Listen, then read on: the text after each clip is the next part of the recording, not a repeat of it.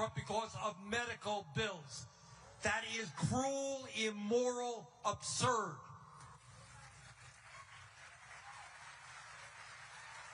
And despite all of that, we're spending, talk about efficiency, we're spending twice as much per capita on healthcare as the people in any other country.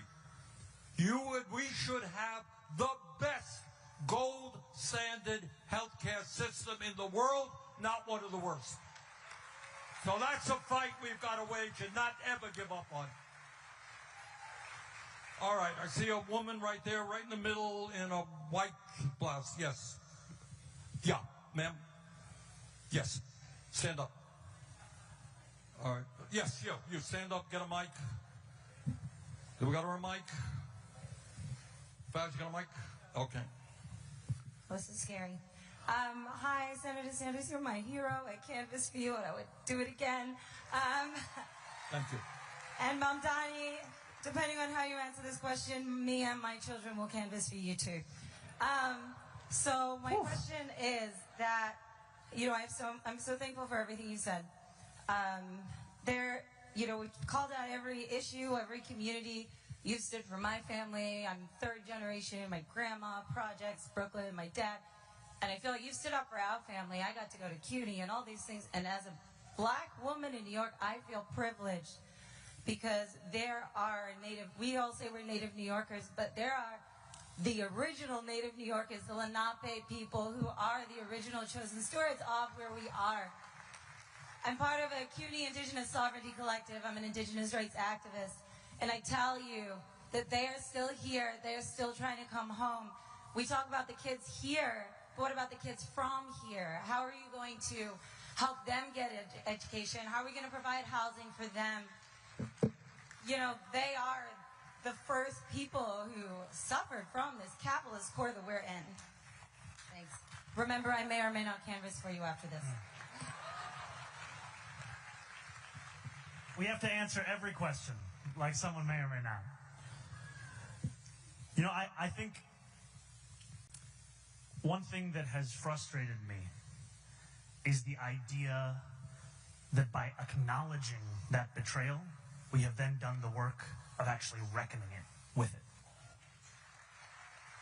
it. If the entirety of our commitment to people who are native to this city, to this state, to this country is simply an acknowledgement, that is insufficient.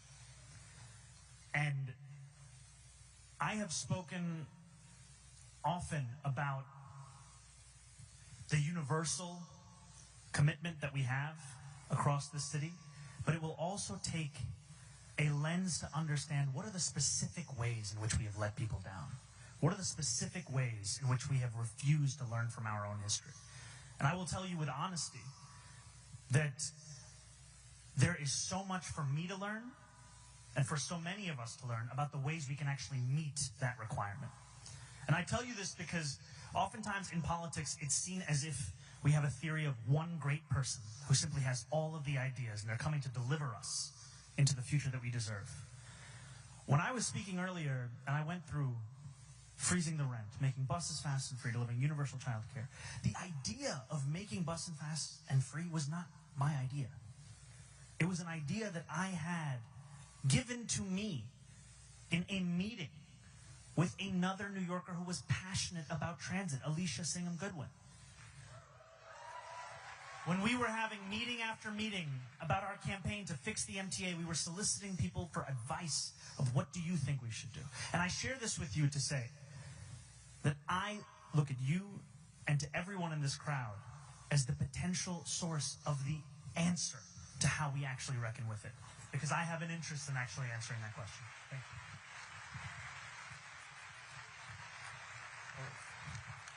All right, let me make an apology here. I've got a plane to catch, so maybe one more question. I see a woman, Faz, right behind you. Yeah.